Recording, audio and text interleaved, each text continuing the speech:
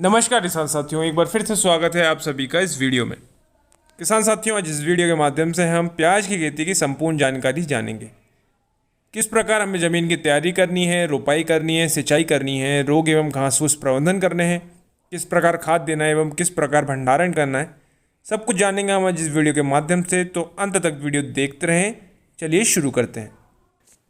तो आते विषय पर किसान साथियों, और सर्वप्रथम जान लेते हैं किस प्रकार हमें ज़मीन की तैयारी करनी है।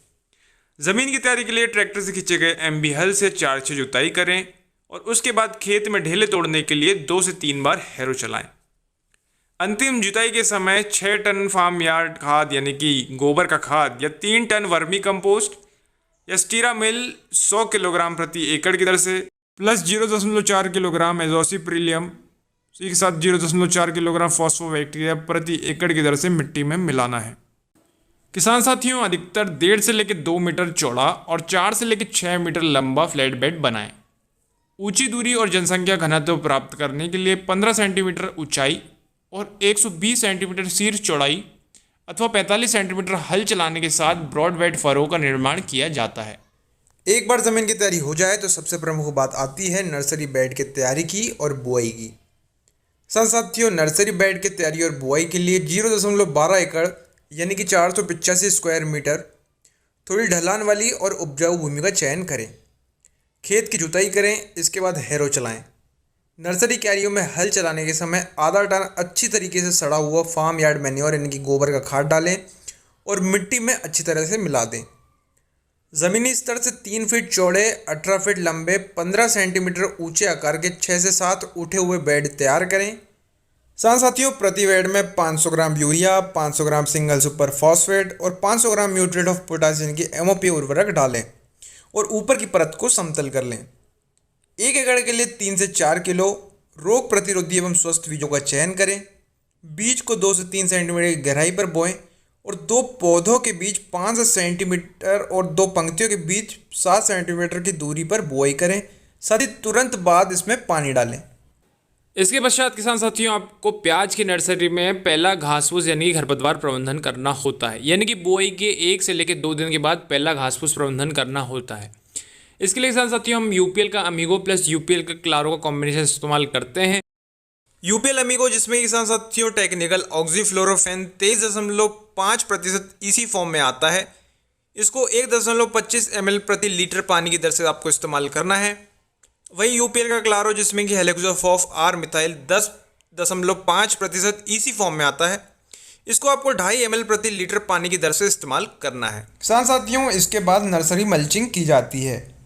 बुआई के 3 से लेकर 5 दिन के बाद बेड को सूखी घास या फिर छलनी हुई खाद से ढक दें। आप अच्छे सूखे हुए धान या फिर अन्य फसल के तनों का प्रयोग भी कर सकते हैं। उसके बाद नर्सरी को चारों ओर से 3 से लेकर 4 फीट ऊंचाई तक ढक दें। इसके लिए आप कीट प्रतिरोधी नायलॉन नेट का प्रयोग भी कर सकते हैं। आगे बात कर लेते हैं किसान साथियों प्याज की नर्सरी में सिंचाई के बारे में। किसान साथियों, अंकुरण से पहले प्याज की नर्सरी में हमें दिन में 2 बार सिंचाई करनी चाहिए रोज़ की इनकी मदद से, और जब अंकुरण हो जाए तो उसके बाद हमें दिन में 1 बार सिंचाई करनी होती है। किसान साथियों, जब आपकी नर्सरी में प्याज के कंदों का पूर्ण अंकुरण हो जाए तब बात आती है पौधों के स्वस्थ विकास एवं रोग प्रबंधन के बारे में। इस अवस्था में किसान साथियों डंपिंग ऑफ, जिसे हम आर्द्र पतन कहते हैं, इस बीमारी का सामना आपको करना पड़ सकता है। तो इसके लिए हम यूपीएल का अवांसर ग्लो का इस्तेमाल करते हैं, जिसमें कि टेक्निकल अजॉक्सिस्ट्रोबिन 8.3% प्लस मैनकोजेब 66.3% जो कि वेटेबल ग्रेनुअल फॉर्म में आता है, इसको आप 3 ग्राम प्रति लीटर पानी की दर से इस्तेमाल कर सकते हैं। इसके साथ आपके पौधों के स्वस्थ विकास के लिए आपको यूपीएल की मैक्रेन का इस्तेमाल करना है, जो कि एक जैविक टॉनिक है। इसको आपको किसान साथियों 1.25 ml प्रति लीटर पानी की दर से इस्तेमाल करना है। इसके बाद बात आती है किसान साथियों प्याज की खेती में मुख्य अवस्था यानी कि कंदों की रोपाई के बारे में। रोपाई के लिए स्वस्थ पौधों का चयन करना चाहिए।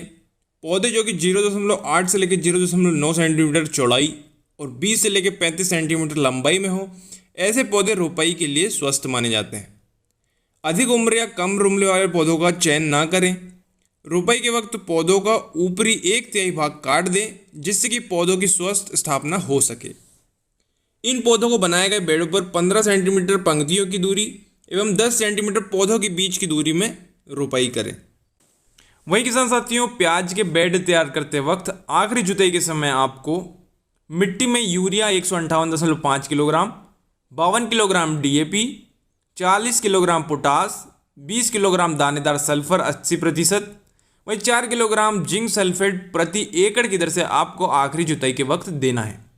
वहीं रोपाई के समय आपको UPL जीवा 5 किलोग्राम प्रति एकड़, UPL कोपियो 3 किलोग्राम प्रति एकड़, 1/3 नाइट्रोजन और वहीं पूरा हिस्सा किसान साथियों फॉस्फोरस और पोटास का आपको रोपाई के वक्त देना है। बाकी बची हुई नाइट्रोजन की मात्रा 2 डोजों में बराबर मात्रा से रोपाई के 30 दिन बाद एवं 45 दिन के बाद आपको देना है और उसके बाद आपको तुरंत सिंचाई कर देनी है। उसी के साथ आगे बात कर लेते हैं किसान साथियों प्याज की खेती में सिंचाई के बारे में। सामान्य तौर पर पौधों को रोपाई के वक्त, रोपाई के 3 दिन बाद और हर 7 से 10 दिन के अंतराल पर मिट्टी पर निर्भर करते हुए सिंचाई की जरूरत होती है। सामान्य तौर पर खरीफ की फसलों में 5 से 8 सिंचाई लगती है, वहीं अगर खरीफ की फसल लेट हो जाए तो 12 से 15 सिंचाई लगती है। प्याज की उथली जड़ होने के कारण समय समय पर निरंतर हल्की सिंचाई की जरूरत होती है ताकि मिट्टी में नमी बनी रहे, जिससे पौधों का विकास हो सके और कंद आकार ले सके। प्याज की खेती में कटाई के 10 से 15 दिन पहले हमें सिंचाई रोक देनी चाहिए जब पौधों का शीर्ष गिरने लगे एवं पौधा अधिकतम विकास प्राप्त कर ले। ऐसा करने पर भंडारण के समय सड़न गलन वाली समस्या का खतरा कम रहता है। इसके बाद बात आती है किसान साथियों रोपाई के बाद पहले खरपतवार प्रबंधन की। रोपाई वाले दिन से लेकर 2 दिन बाद तक हमें पहला खरपतवार प्रबंधन करना होता है। इसके लिए किसान साथियों हम UPL का अमीगो प्लस UPL का क्लारो का कॉम्बिनेशन इस्तेमाल करते हैं, जहां UPL के अमीगो में ऑक्सीफ्लोरोफेन 23.5% इसी फॉर्म में आता है। इसको आपको 150 ml प्रति एकड़ की दर से इस्तेमाल करना है। वहीं UPL का क्लारो जिसमें कि हेलेक्सोफ ऑफ आर मिथाइल 10.5% है, इसको आपको 400 ml प्रति एकड़ की दर से इस्तेमाल करना है।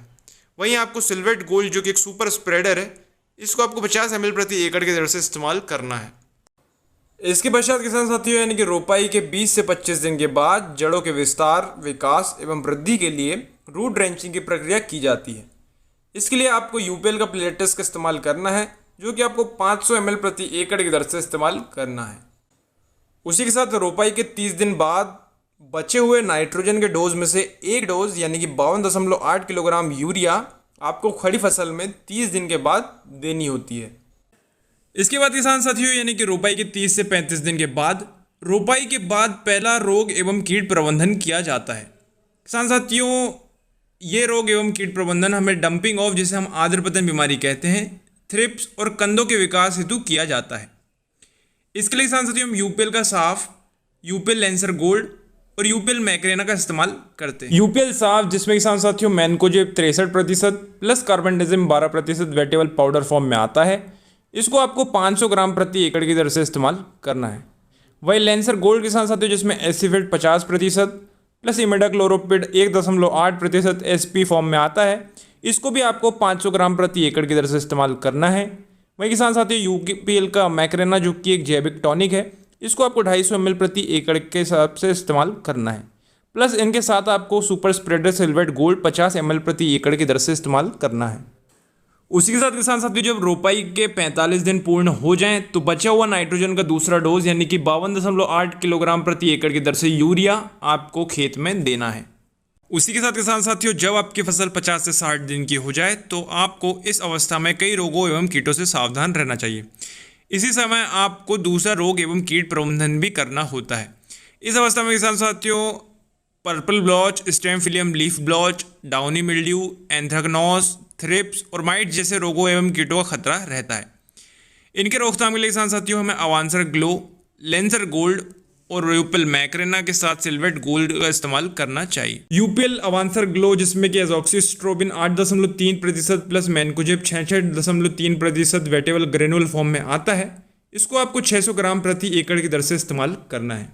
वही लेंसर गोल्ड जिसमें कि एसिफेट 50% प्लस इमिडाक्लोरोपिड 1.8% SP फॉर्म में आता है, इसको आपको 500 ग्राम प्रति एकड़ की दर से इस्तेमाल करना है। वही जैविक टॉनिक मैक्रेना जिसको आपको 250 ml प्रति एकड़ की दर से इस्तेमाल करना है। इन सब के साथ आपको सिल्वेट गोल्ड सुपर स्प्रेडर का भी इस्तेमाल करना है, जो कि आपको 50 ml प्रति एकड़ की दर से लेना है। इसके बाद सीधे किसान साथियों आपको रोपाई के 80 दिन के बाद तीसरा और आखिरी रोग एवं कीट प्रबंधन करना है। किसान साथियों, ये रोग एवं कीट प्रबंधन इस अवस्था में purple blotch, bacterial soft rot, downy mildew और थ्रिप्स के खतरे के लिए किया जाता है। यूपीएल के ऊपर फिक्स, जिसमें कि copper sulphate 47.15% plus mancozeb 30% WDG form में आता है, इसको आपको 500 ग्राम प्रति एकड़ की दर से इस्तेमाल करना है। वही अवांसर ग्लो, जिसमें कि अजॉक्सिस्ट्रोबिन 8.3% आता है प्लस मैनकोजेब 66.3% आता है वेटोल ग्रेन्यूल फॉर्म में, इसको आपको 600 ग्राम प्रति एकड़ की दर से इस्तेमाल करना है। वही यूपीएल का लेंसर गोल्ड, जिसमें कि एसिफेट 50% प्लस इमिडाक्लोरोपिड 1.8% SP फॉर्म में आता है, इसको आपको 500 ग्राम प्रति एकड़ की दर से इस्तेमाल करना है। वहीं प्याज के कंदों के पूर्ण विकास एवं बढ़ाव के लिए यूपीएल की गैनेक्सा टॉनिक का इस्तेमाल किया जाता है, जो कि आपको 500 ml प्रति एकड़ की दर से इस्तेमाल करना है। इनके साथ आपको सुपर स्प्रेडर सिल्वेट गोल्ड का 50 ml प्रति एकड़ की दर से इस्तेमाल करना है। उसी के साथ किसान साथियों, जब आपकी फसल 100 से 110 दिन की हो जाए तो इस अवस्था में आपकी फसल पर पाउडर मिल्ड्यू, जिसे हम भभूतिया रोग कहते हैं, इसका खतरा रहता है।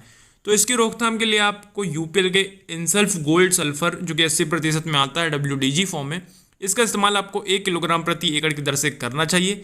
इसी के साथ आपको सुपर स्प्रेडर सिल्वेट गोल्ड का भी 50 ml प्रति एकड़ की दर से इस्तेमाल करना चाहिए। इसके बाद बात आती है किसान साथियों प्याज की फसल की कटाई के बारे में। जब आपकी फसल को रोपाई के 110 से 120 दिन हो जाएं तो आपकी फसल कटने के लिए तैयार हो जाती है। जब प्याज के पौधे का ऊपरी भाग पीला हो जाता है तो यह कटाई के लिए पर्याप्त परिपक्व हो जाता है। यदि 50% पत्तियां नीचे की ओर लटकती हैं तो यह कटाई के लिए तैयार हो जाती हैं। वहीं धूप वाले दिन सुबह सुबह जल्दी फावड़े का प्रयोग करके इनको बाहर खींचें, बल्बों को छाया में रखें और फिर पत्तियों को बल्ब से 1 से लेकर 2 सेंटीमीटर ऊपर से काट दें। प्याज की फसल की कटाई के बाद सबसे प्रमुख बात आती है किसान साथियों भंडारण की। कटाई के बाद प्याज बल्बों को धूप से बचाने के लिए उन्हें छाया में और सीधी धूप से दूर रखने की आवश्यकता होती है। बल्बों के इलाज से बल्ब के रंग में सुधार होता है और बाहरी सतह का स्तर सूखा रहता है। मध्यम आकार के बल्ब को कट और खरोच से मुक्त भंडार करें। बल्बों के बेहतर भंडारण के लिए 40 से 50 किलोग्राम जूट बैग, बरदानी, प्लास्टिक के जालीदार बैग या प्लास्टिक और लकड़ी के टोकरियों का उपयोग करें। भंडारण के लिए सबसे अच्छी स्थिति 30 से 35 डिग्री सेल्सियस होती है और व्यापक परिस्थितियों में 65 से 70% सापेक्षिक आर्द्रता है। तो ये थी किसान साथियों प्याज की खेती के बारे में संपूर्ण जानकारी। अंत तक वीडियो देखने के लिए धन्यवाद। आशा करता हूँ आपको ये वीडियो पसंद आया होगा। कोई भी सवाल, कोई भी प्रश्न मुझसे कमेंट बॉक्स में ज़रूर पूछें, फिर लौटूंगा ऐसी जानकारी, इसी सूचना के साथ। तब तक के लिए इजाज़त दीजिए किसान साथियों। जय हिंद, जय भारत।